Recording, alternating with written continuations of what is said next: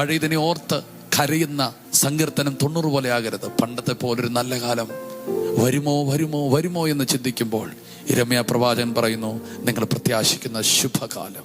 നീ പണ്ടത്തെ കാലത്തിലേക്കല്ല പോകേണ്ടത്, പ്രത്യാശിക്കുന്ന ശുഭകാലത്തിലേക്കാണ് പോകേണ്ടത്.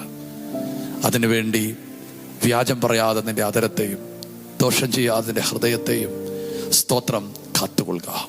പുതിയ പുലരികൾ നിനക്കായി വിടരുവാൻ പോകുന്നു. പുതിയ കാലങ്ങൾ നിന്റെ മുമ്പിൽ ഓപ്പണാകാൻ പോകുന്നു. ഈ തലമുറയിൽ നീ ജീവിച്ചതോർത്ത് നീ അഭിമാനിക്കാൻ പോകുന്നു.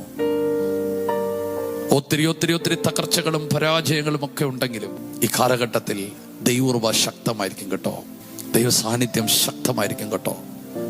ഒരു ലോകത്തിനും ഒരു ശക്തിക്കും വിഴുങ്ങിക്കളയാത്ത സ്വർഗീയ അഗ്നിയുണ്ട്. ഏറിയ വെള്ളങ്ങൾക്ക് കെടുത്തിക്കളയുവാൻ കഴിയാത്ത ദൈവസ്നേഹത്തിന്റെ തീ നിന്റെ മേൽ കത്തട്ടെ.